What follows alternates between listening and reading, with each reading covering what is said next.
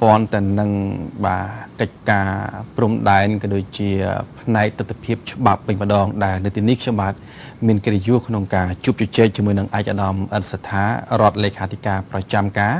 នៃរដ្ឋលេខាធិការដ្ឋានកិច្ចការព្រំដែនដែលឧត្តមគឺជាអ្នកជំនាញជាន់ខ្ពស់ផ្នែកកិច្ចការព្រំដែនតែម្ដង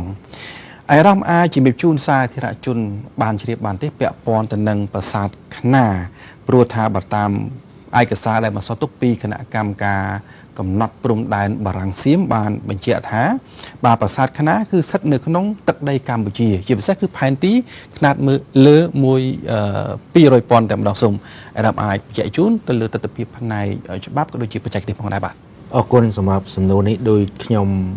ធ្លាប់បានជម្រាបជូនកន្លងមកហើយពេលនេះក៏សូមបញ្ជាក់ជាជូនជាថ្មីថាព្រំដែនកម្ពុជា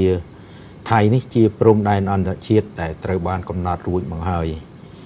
កាលពីដើមសតវត្សទី20តាមរយៈការខណ្ឌសីមានិងបោះបង្គោលព្រំដែនចំនួន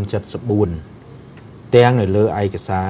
រួមមានអនុសញ្ញាសន្ធិសញ្ញាផែនទីកំណត់ហេតុបោះបង្គោលនិងឯកសារពាក់ព័ន្ធនានាក៏ដូចជានៅលើដីដោយភាគីបារាំងតំណាងឲ្យកម្ពុជានាពេលនោះនិងភាគីសៀមដែលជាថៃបច្ចុប្បន្ននេះហើយដោយដែលអាដាមសុំមកបានបញ្ជាក់មិញហើយគឺថាប្រាសាទខ្នាជារបស់កម្ពុជាស្ថិតក្នុងបូរណភាពទឹកដីនិងអធិបតេយ្យកម្ពុជាព្រោះថាបើយើងផ្អែកលើផែនទីមាត្រដ្ឋាន1 លើ 200 ពាន់ដែលជាលទ្ធផលការងារខណ្ឌសីមារបស់គណៈកម្មការកំណត់ព្រំដែន Endogen សៀមនៅក្នុងផ្ទាំងផែនទី Sector 5 នោះបានបង្ហាញយ៉ាងច្បាស់ថាប្រាសាទខ្នាគឺស្ថិតក្នុងទឹកដីកម្ពុជាបាទហើយខ្ញុំក៏សូមបង្ហាញជូនថាវាប្រាសាទខ្នាពិតជានៅក្នុងទឹកដីកម្ពុជាតាមខ្សែព្រំដែនបង្ហាញនៅលើផែនទីមាត្រដ្ឋាន1 លើ 200 ពាន់ហើយនេះជារូបភាពផែនទីផ្កាយអណបបាទនេះជាខ្សែក្រហមបាទជាខ្សែ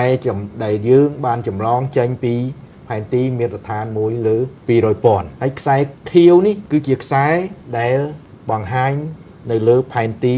គូសដោយឯកតោភាគីរបស់ភាគីថៃបាទនៅលើផែនទីដែលថៃតែងតែយកមកប្រើប្រាស់គឺផែនទី1 លើ 50 ពាន់ខ្ញុំក៏សូមជម្រាបជូនដែរថានៅលើផែនទីនេះយើងក៏បានដាក់បង្ហាញទីតាំងបង្គោលលេខ20នៅក្នុងនេះបង្គោលពណ៌ក្រហមទៀតពិតបង្គោលនេះបានផ្លាស់ទីហើយយើងមិនដឹងនៅឯណាភាគីទាំងពីរបានចុះទៅរុករកនៅក្នុងដំណាក់កាលទី1នៃការស្វែងរកបង្គោលទីតាំងបង្គោលពិតប្រាកដនៅសម័យបារាំងហ្នឹងហើយយើងបានស្វែងរកហើយឃើញថាទីតាំងបង្គោលនេះកម្ពុជាបានកំណត់នៅលើចំណុចក្រហមគឺវាស្ថិតនៅចំទីតាំងដែលខ្សែក្រហមដែលយើងបានគូសចម្លងពីផែនទី1 200 ពាន់ហើយក៏វាសឹងតែនៅលើខ្សែពណ៌ខៀវដែលជាចម្រុះរបស់ថៃដែរនៅក្នុងនេះយើងឃើញប្រាសាទទីតាំងប្រាសាទបាទនៅលើផែនទីកែណបនេះជារូបភាពបច្ចុប្បន្នដូច្នេះយើងនឹងអាចងាយឃើញថាទីតាំងអដែងប្រាសាទហ្នឹងយើងអាចរកឃើញនៅលើរូបភាពកែណបនេះអញ្ចឹងគំនូសខ្សែព្រំដែនទាំងពីរដែលជាចំហរបស់កម្ពុជាពណ៌ក្រហមនិងពណ៌ខៀវរបស់ថៃនេះគឺបង្ហាញថាប្រាសាទនេះស្ថិតនៅក្នុងដែនអធិបតេយ្យរបស់កម្ពុជាទាំងស្រុងប្រាសាទខ្នាខ្ញុំក៏សូមជម្រាបដែរថាសូម្បីតែផែនទីដែលថៃគូសដោយឯកតោភាគីមាត្រដ្ឋាន1 លើ 50 ពាន់នេះបាទអានេះគឺផែនទីដែលយើងបាន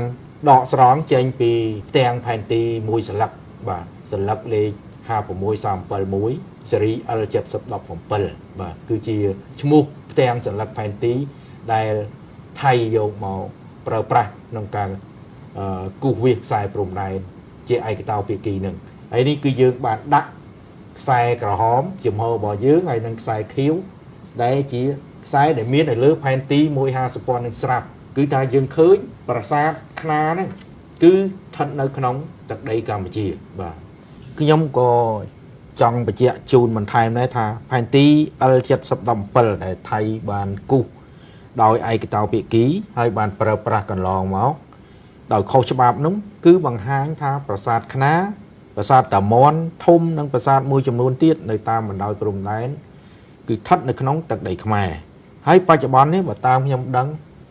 យោធាថៃកំពុងព្យាយាមគូសខ្សែព្រំដែន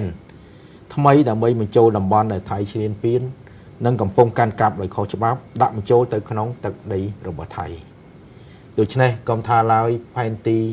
L7017 ដែលថៃបានប្រើទោះបីជាមានផែនទីផ្សេងទៀតដែលថៃផលិតឬគូសជាឯកតោភាគីក៏ដោយក៏ផែនទីទាំងនោះគ្មានតម្លៃឬមានអានុភាពតាមផ្លូវច្បាប់នោះឡើយ